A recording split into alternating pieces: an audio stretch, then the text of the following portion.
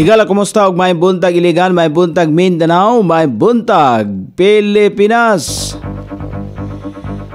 Adlaw nga Miyerkules karon pitsa 11 ni buwan sa Setyembre ning tuiga 2024. Sangan sa ato station manager Pastor Robin Sulapas, kini ang inyong KSR Kabisaya Nonay B, ang matod sa hanay sa balita sa alas 7. O karon sa uluhang tudling sa atong mga balita, ginang sa panimalay na sakpan nga naggamit og droga. Gibuksan na sa publiko ang bagong Medical Rotunda Park human kini gi-turnover sa LGU Iligan. Mga kabatan-unan gipasidunggan sa ilang kontribusyon sa komunidad.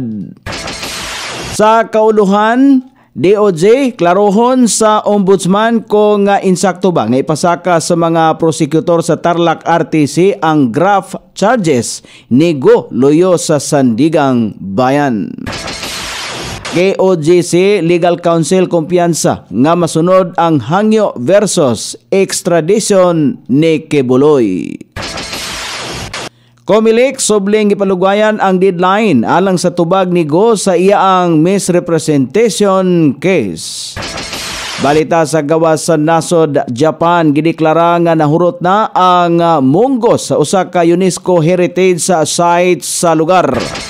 Balita sa kinabuhing Kristohanon, mga Kristohanon sa South Sudan padayon nga nag-antos tungod sa panagbangi. Kini ang uluhang tudling sa atong mga balita nga dalit kanato ning istasyon. DXSR 106.7 sa inyong FM dial. Ang bugtong radyo sa dakbayan sa Iligan nga nagsibiya sa balaang kasulatan, pinasubay sa inspired and preserved. Not simply dictated King James Version sa Anchor Broadcasting Corporation. O karon sa kumpleto nga detalye, una sa balita dinhi sa Iligan, nasapon sa aktong paggamit o ginadiling droga ang usa ka ginang sa panimalay sa barangay Buruon sa niaging adlaw human makadawat og report ang mga operatiba sa pulis sa Station 2. Na-recover gikan sa ginang ang usa ka dakong pakete sa gituang shabu og paraphernalia. Giangko ni Jima ang salaod nga iyang gibuhat. Sumala pa niya nga napriso na usab ang iyang bana, tulo na ka tuig ang nakalabay tungod gihapon sa pagpamaligya og droga. Ana siya karon sa kustodiya sa pulis sa Station 2. Gibuksan na sa publiko ang bagong Medical Rotunda Park kahuman kini gi-turnover sa LGU Iligan pinagi sa City Engineer's Office ngadto sa Barangay Palao ni Dakbayan sa Iligan. Sumala pa ni Engineer Leonor Actob ang Department Head sa City Engineer's Office. Adunay kini 28 ka parking slots, adunay fountain og sa palibot ini makita usab ang pergola, usa ka elegant structure nga mamahimong kapasilungan kilid sa fountain. Makita usab ang green spaces o landscaping, pathways, accessibility, mga lingkuranan o rest areas. Palibot sa park, makita usab magabii ang nindot nga disenyo sa mga suga, ang green parks o open spaces, usa sa mga giduso sa nasudnong kagamhanan. Ang Department of Budget and Management adunay green fund aron isuporta sa pagpahimo og 80 ka LGU og open spaces og public parks sa karong tuiga. Plano sa LGU Iligan nga mosulat sa DBM aron maapil ini nga programa sunod tuig og manungagan ang open green spaces sa syudad. Sa pagkakaron, ang rotunda gipunduhan sa LGU aron aduna usab green og open space dinhi. Ang green spaces importante nga espasyo aron maawhag ang publiko og outdoor activities nga makatabang sa physical health og mental well-being.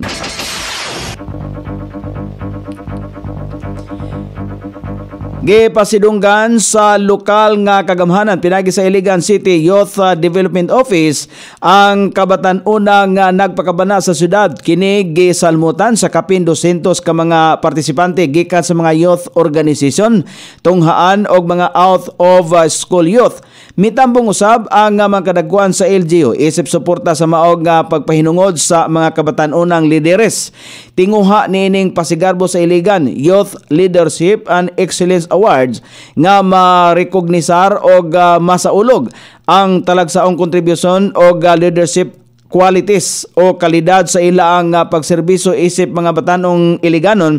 Ingon man, naghimo og mga inisyatiba nga makatabang diha sa ilang komunidad. Usa sa mga grupo nga gipasidunggan mao ang kabataan sa Action Movement sa Active Citizenship Basura ni Juan. Tabang sa kaumahan sa agrikultura, sibol ang sagip literacy and tutorial community programs sa edukasyon, Creating Hope, International Coastal Cleanup Day sa Environment, Project Shine Sanitation, nag-hygiene sa initiative sa Nurturing Environment sa Health og uban pa. Kini ang ikaduhang higayon sa pasigarbo. Mupaygayon usab og youth leadership training ang Iligan City Youth Development Office sa mosunod nga mga bulan.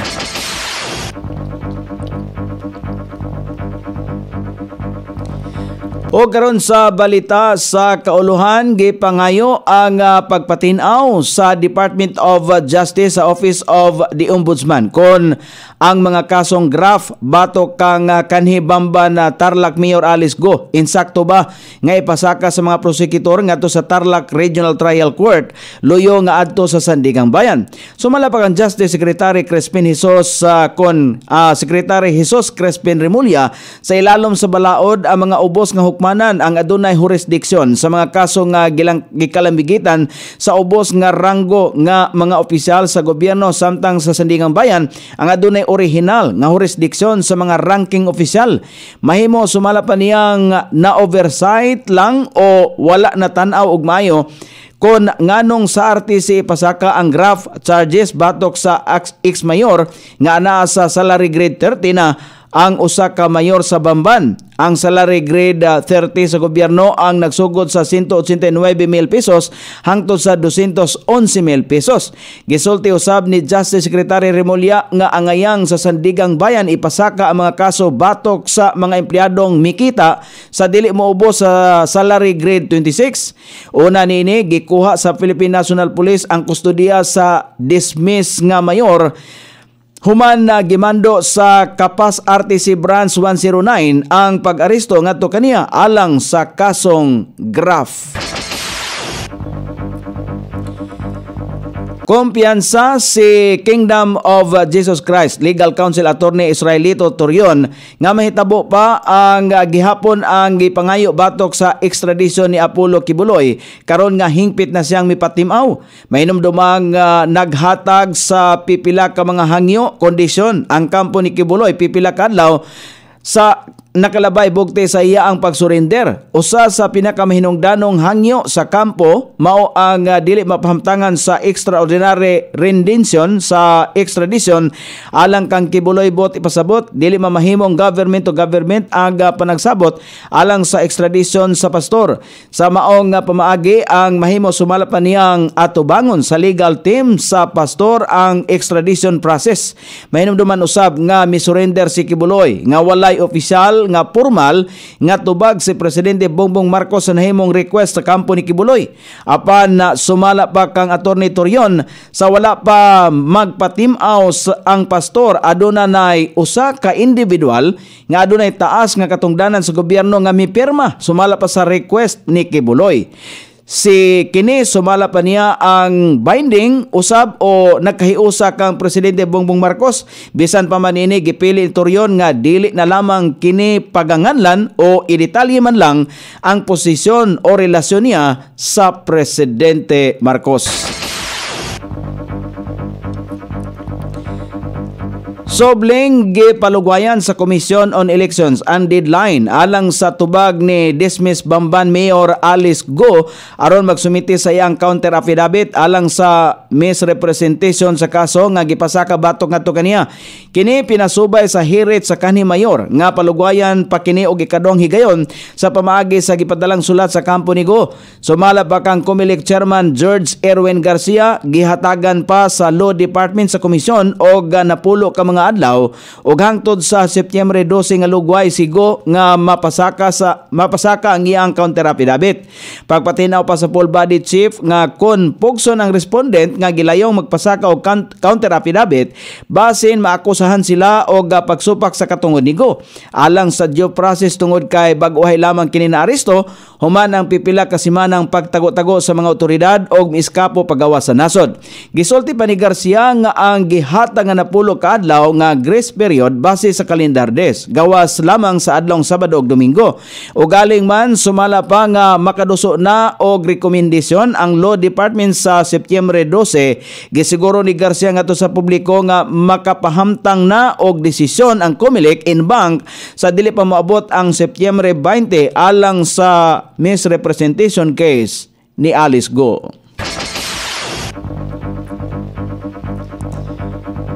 O karon sa balita sa gawa sa nasod, gideklara sa nasod sa Japan nga nahurot na ang kadaghanon sa mga mananap nga munggos nga nidaghan sa Amami Oshima Island nga usa ka UNESCO Natural World Heritage Site.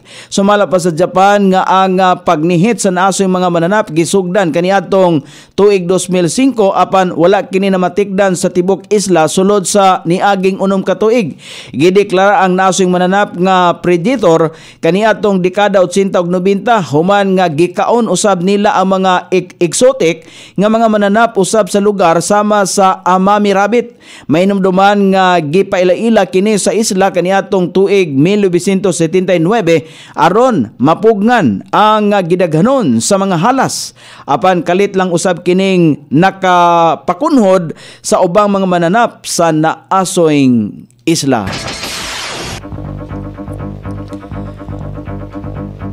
O karon sa balita sa kinabuhing Kristohanon, padayon gihapong nag-antos ang mga Kristohanon sa nasod sa South Sudan tungod sa padayong panagbangi tali sa kasundaluhan o sa parliamentary forces. Kini nga panagbangi nag-ugat kon kinsay modumala sa gobyerno gikan sa duha ka pwersa. Nataho nga 5 ka mga porsyento sa South Sudan mga Kristohanon. Apan ang nasoyng panagbangi nakaapekto usab sa ilahang pagsimba.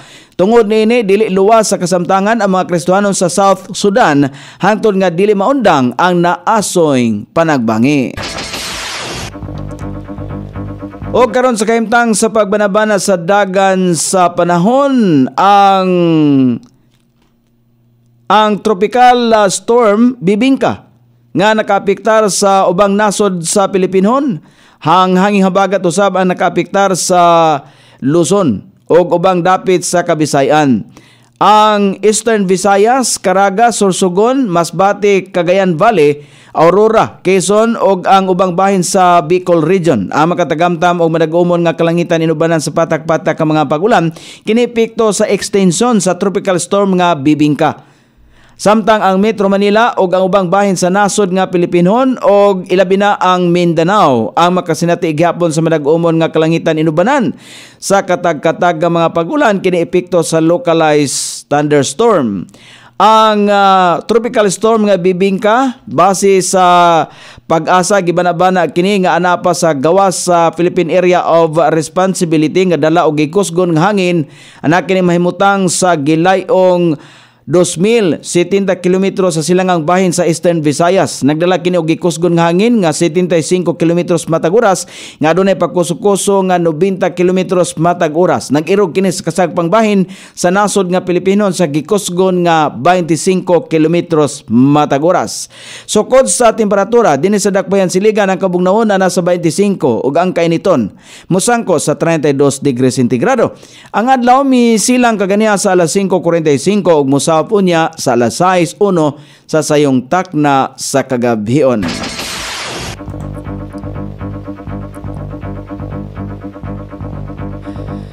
Inyong nabati ang kinatibuk ang hanay sa balita sa alas 7 nga dalit kanato ning istasyon. DXSR 106.7 sa inyong FM dial. Ang bugtong radyo sa Dakbayan sa Iligan nga nagsibya sa balang kasulatan, pinasubay sa inspired and preserved. Not simply dictated, King James Version sa Anchor Broadcasting Corporation. Sangan sa tigsuat sa itong balitang internasyonal o sa kinabuhing Kristohanon, pitjan sa balitang lokal Coney Island. Sa ato station manager, Pastor Robin Solapas. Kini ang inyong KSR Kabisaya, Nonoy B. Magpasalamat og buingon. Mayong buntag, Iligan. Inyong nabati ang 7 o'clock breakfast news hangtod na usab og mga adlaw sa samang takna o sa samang istasyon. Daghang salamat sa iyong pagpaminaw og maayong buntag.